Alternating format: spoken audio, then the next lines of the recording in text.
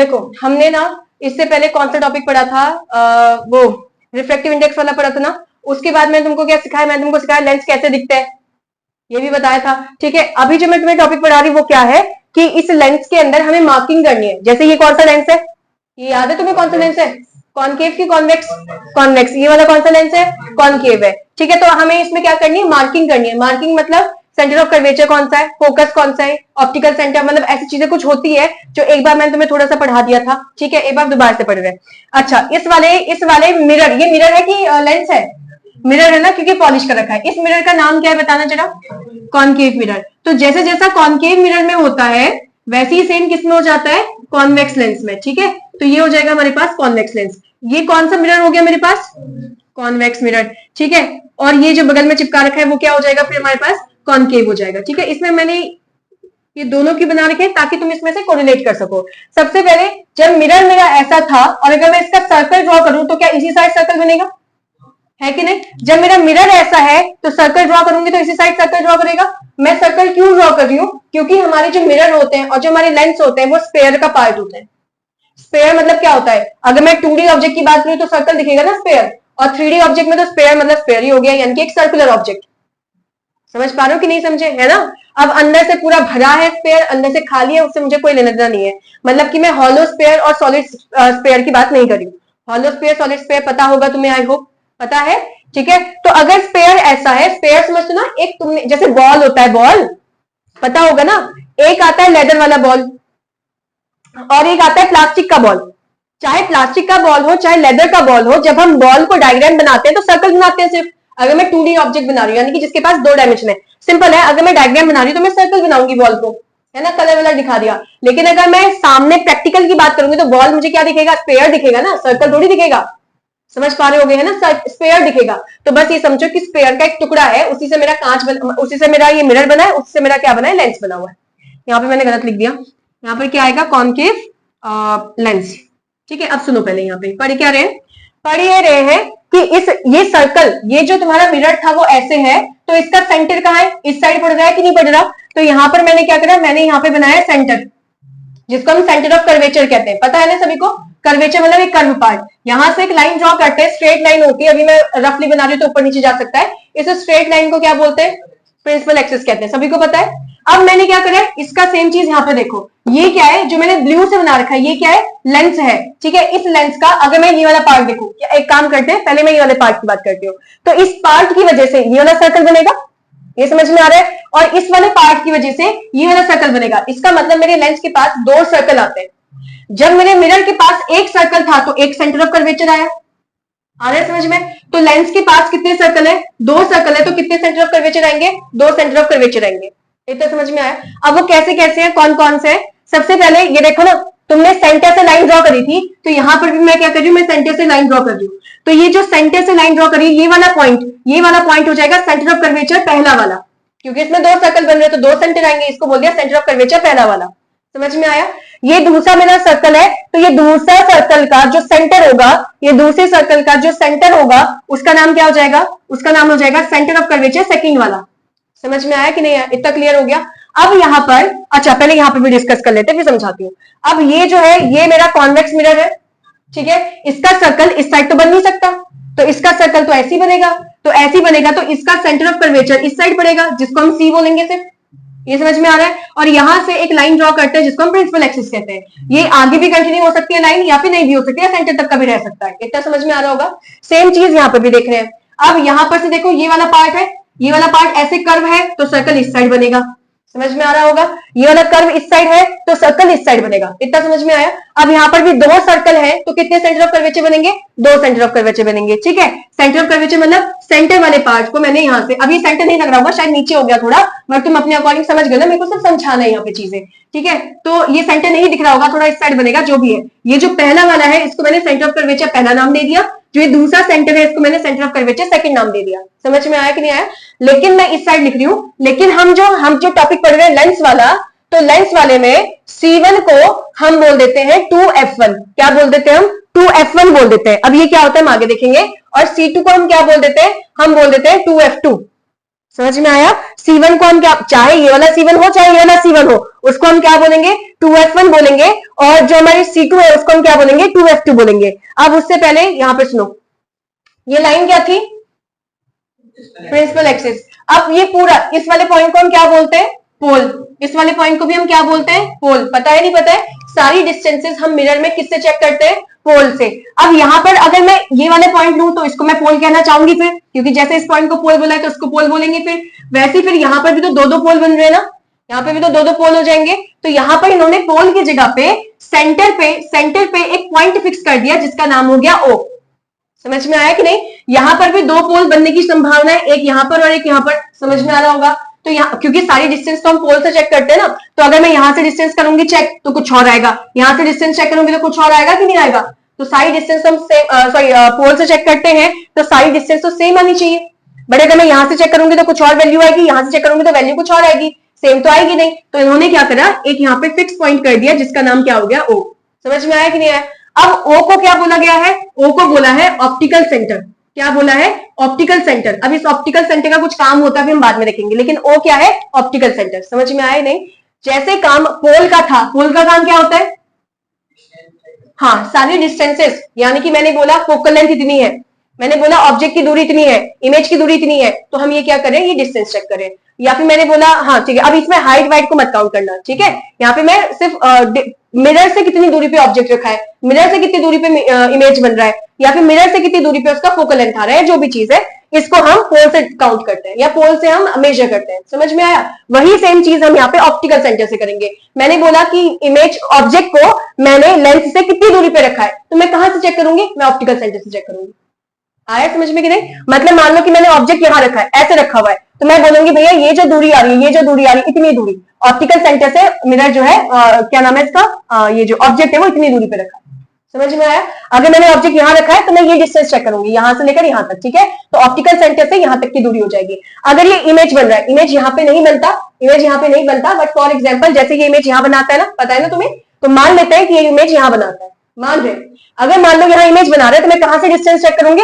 मैं optical centre से इसकी दूरी चेक करूंगी। समझ में आ गया होगा इतना, आई होप, ठीक है? फिर उसके बाद यहाँ पर फोकस की बात करते हैं। फोकस क्या होता है? क्या ये सेंटर ऑफ कर्वेचर को आधे पार्ट में डिवाइड करते हो, इसी को फोकस कहते हो? सेंटर ऑफ कर्वेचर को जो हाफ पार्ट में डिवाइड करते हैं उसको फोकस कहते हैं। वही सेम चीज सेंटर ऑफ कर्वेचर को जब हम हाफ पार्ट में डिवाइड करते हैं उसको फोकस कहते हैं। तो वैसे ही यहाँ पर देखो ना, यहाँ पर कितने सेंटर ऑफ कर्वेचर है? 2 सेंटर ऑफ कर्वेचर है।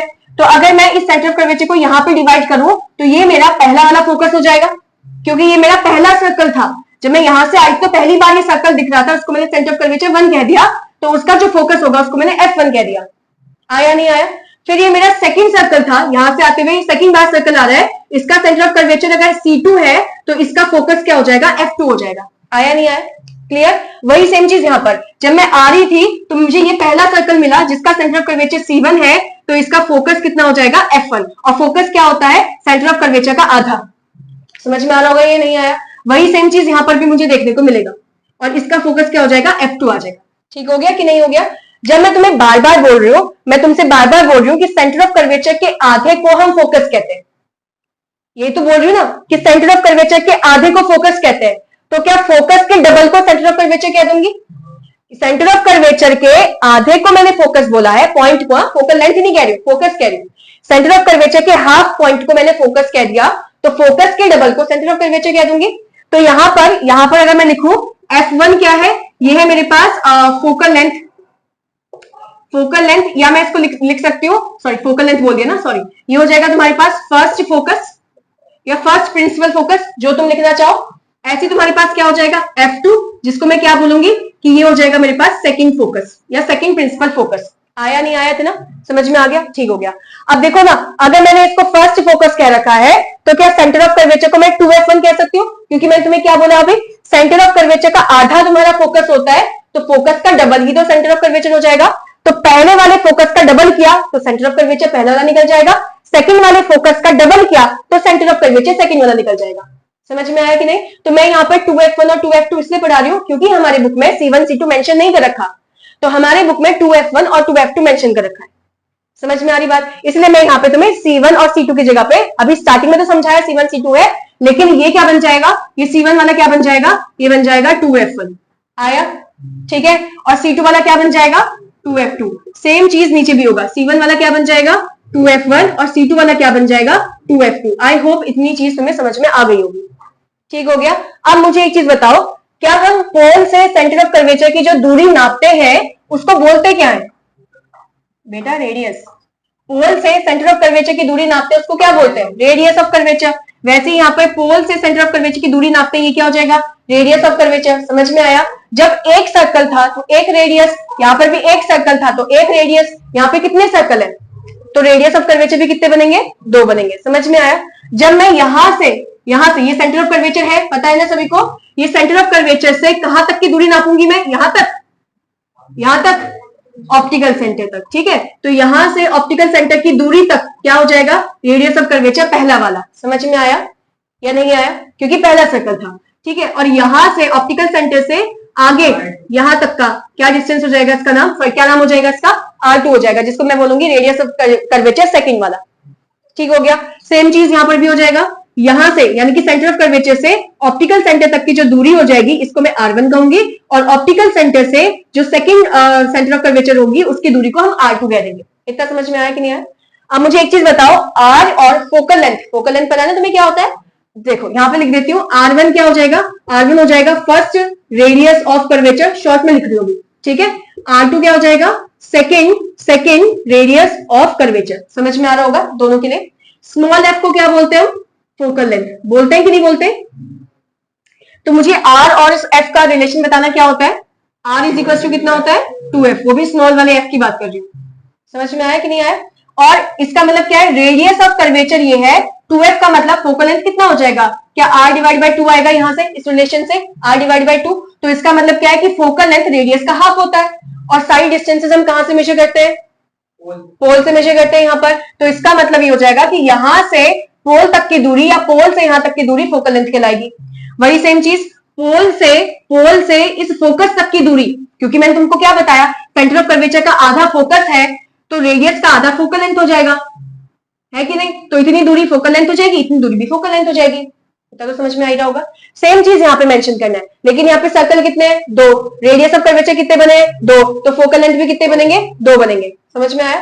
पहला फोकल लेंथ कहां से कहां, पहला फोकल लेंथ होगा ऑप्टिकल सेंटर से लेकर F1 तक का। समझ में आया। इसको क्या बोलूंगी फर्स्ट फोकल लेंथ, यानी कि F1। फिर उसके बाद दूसरा फोकल लेंथ क्या होगा, ऑप्टिकल सेंटर से दूसरे F2 तक का, इसका नाम क्या हो जाएगा स्मॉल वाला F2, यानी कि सेकंड वाला फोकल लेंथ। आया कि नहीं आया भाई। और अगर ये F1 है तो क्या ये वाला डिस्टेंस भी F1 ही होगा। जैसे अगर ये F है तो क्या यहां तक का डिस्टेंस भी F ही होता है, तभी तो F और F 2F हो गया ना, जो R के बराबर होता है।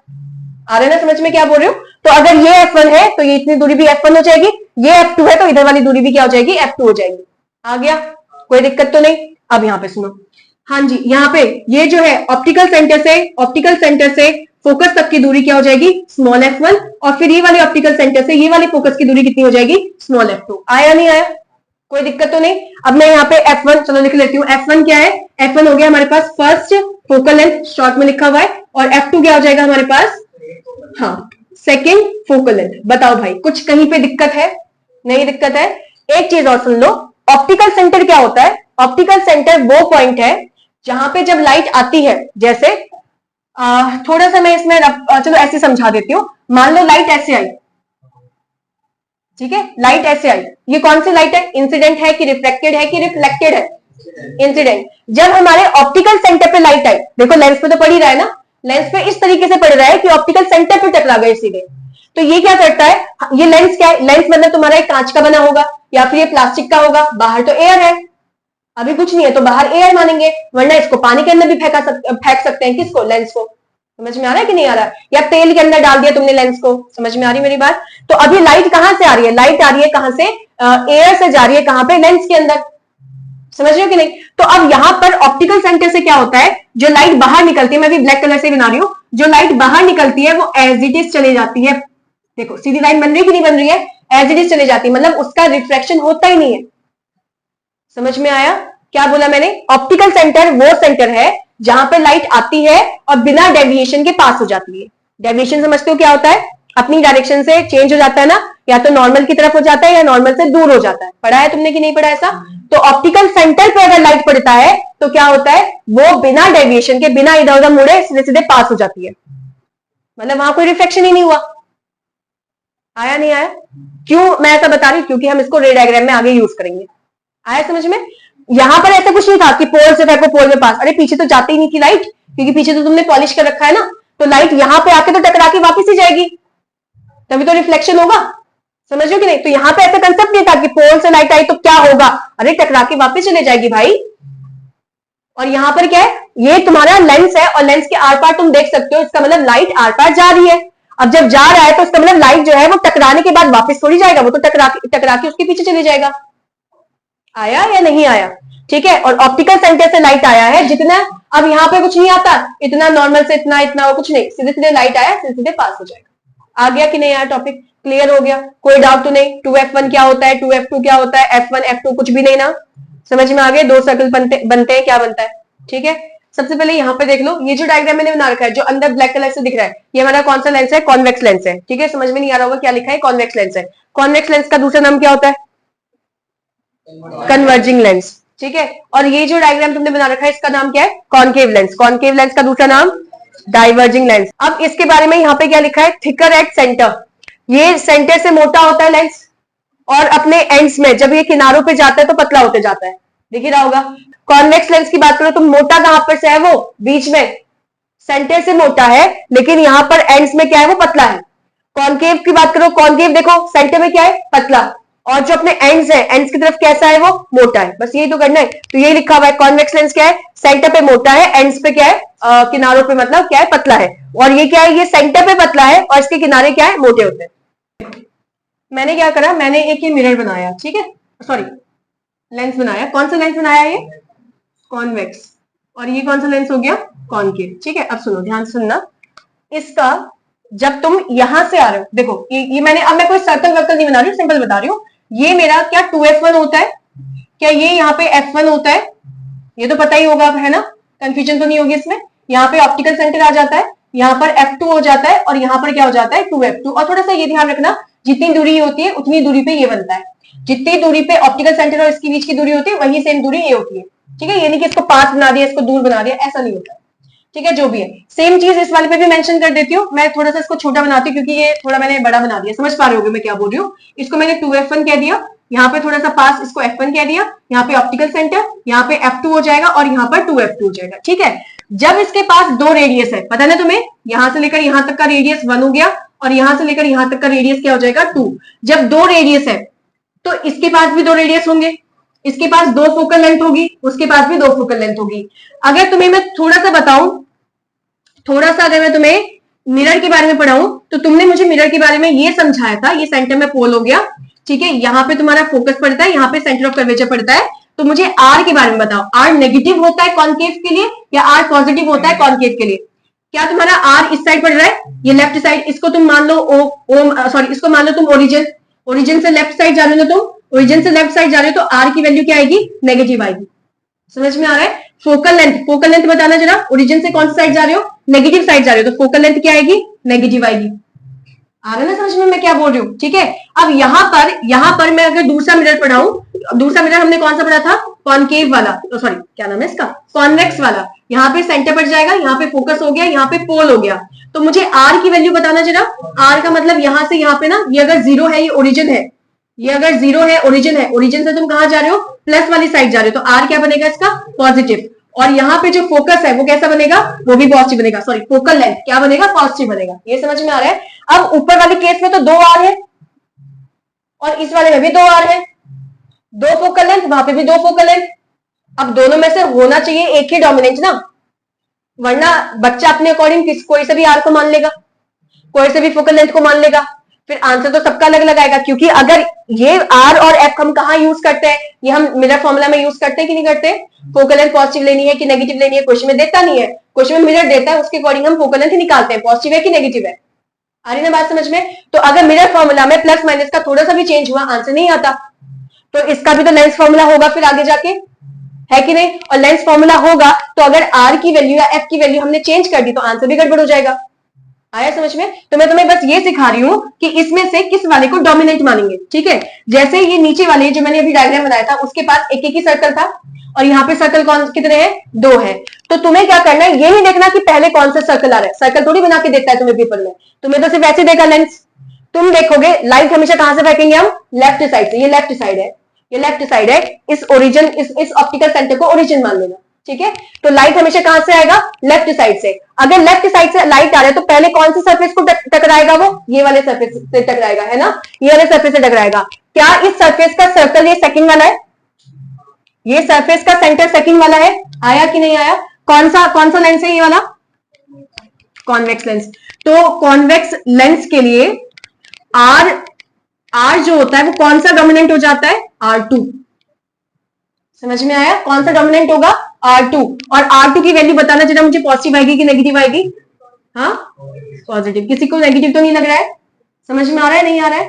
अब अगर R तुम्हारा R2 डोमिनेंट हुआ है तो फोकल लेंथ हाँ, फोकस नहीं, फोकल लेंथ कौन सा डोमिनेंट होगा फिर, F2। समझ में आया कि नहीं आया? और उसकी वैल्यू भी क्या आएगी, पॉजिटिव। आ गया कि नहीं आया भाई?